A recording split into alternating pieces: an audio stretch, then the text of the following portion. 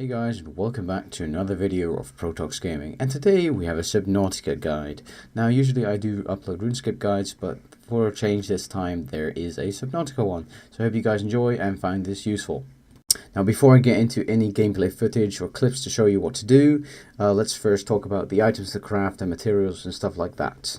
So, a repair tool, you need this to repair your Seamoth or base, a scanner to get new blueprints and items learned to continue playing, a survival knife to cut plants and stuff for materials, a flashlight which emits a lot of light, which I'll show you in a bit, fins to swim faster, and a seaglider which you will have to find blueprints for to swim faster, and a standard O2 tank for more oxygen to stay under the water longer.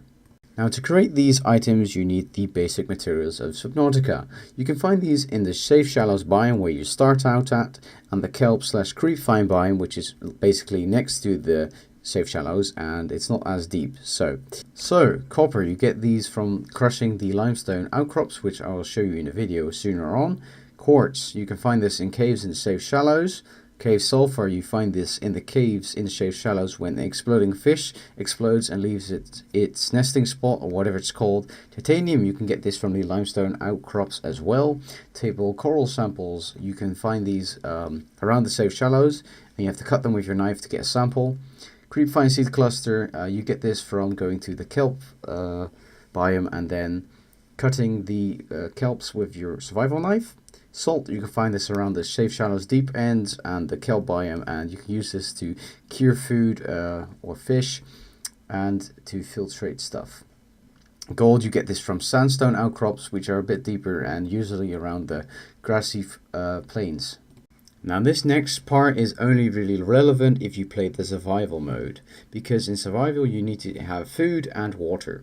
Now if you start out in the Safe Shallows, there's these fish that can give you your basic food and water needs. These are the peeper and the boomerang, and I am aware there's more of them, but these are the easiest to get and the closest to the life pod. And you just go in there and use the fabricator to cook them. And basic water is the bladderfish, also known as the air sac, and you can just go into the fabricator and turn it into water. I would not recommend cooking it because then it's food and you won't get any H2O/water from it. The Seamoth, the iconic small submarine from Subnautica. Now, how do you get the Seamoth? Well, first you have to find the blueprint for a mobile vehicle bay. This is to create the Seamoth. Then you create it and deploy it. Then find the Seamoth blueprints, which you can do at the same time as finding the blueprints for the mobile vehicle bay, and you can find them in the grassy plains and around the Aurora. Now the Seamoth blueprints, when you do have them, you can create the Seamoth in the mobile vehicle bay and then cruise the fucking ocean. Well, right here there's the materials and recipe to make the Seamoth, and well, that's really just it. I would recommend focusing on this after you have your seaglider and all the other stuff like the habitat builder, survival knife and stuff like that, because then it's a lot easier to get these items. And lastly, here's the map. There's a small picture here, you can find it on Google Images, and it shows you where the biomes are and the thermal vents and stones and what they give you and where the reapers spawn and stuff like that. So if you want to use this and find it useful, just look it up on Google Images. When you first start Subnautica, you start in the life pod after a cutscene plays, and there's a medical fabricator and which gives you health packs, and a fabricator where you can cook your food and create your items and craft materials. Then you should just go out of the life pod and jump into the water. After this, you can basically start collecting the basic materials all at once. There's so many enclosed perimeter of the life pod, like food, as you see in the clip. I'll grab it here, and metal salvage for 4 titanium material pieces, and quartz and stuff like that. So I'll just start to show you where you can get them all. But before we do, this is the HUD.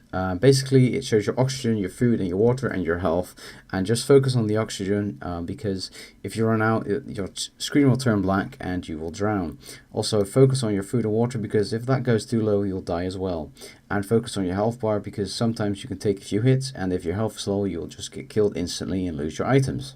So as you see in this little clip here, you find these limestone outcrops and you destroy them and you get copper or titanium. Also in this little cave here close to the life pod is where you find quartz in these types of cave systems. So pretty easy and simple.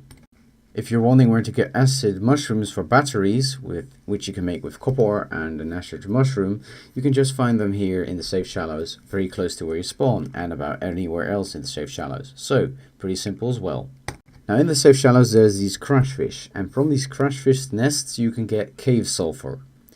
Now in this little video you'll see they don't attack me, and I kind of try to cut it open, but usually in survival mode they'll fly after you and try to explode in your face. If this happens, just try to swim away, because you can hear this sound when they come after you, and it's just that simple. And after that, just go and look and take the cave sulfur. If you want to build a seaglider, the blueprints are all around the shallows and kelp biome. You will need a scanner for this to scan the blueprints, however, so try to make this first. If you didn't already know, you can find the blueprints for the Seamoth around the grassy plains, aka the red grass biome, and the aurora. Now for creepvine seed samples and creepvine seed clusters, you do need a survival knife to cut them for the samples, but for the clusters you just go to the glowy bits on the kelp in the creepvine biome, in the creepvines, just pick it up, just like that in the video.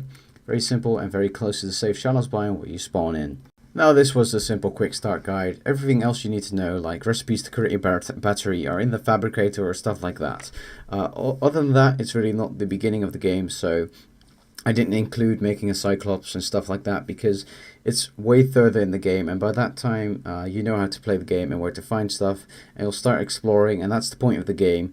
And I didn't want to spoil that for anyone because this game is an absolute great experience to play, visually and the audio quality as well as it's absolutely amazing. So I hope you guys enjoyed this little guide, and thanks for watching. I know it's something different, but yeah, peace.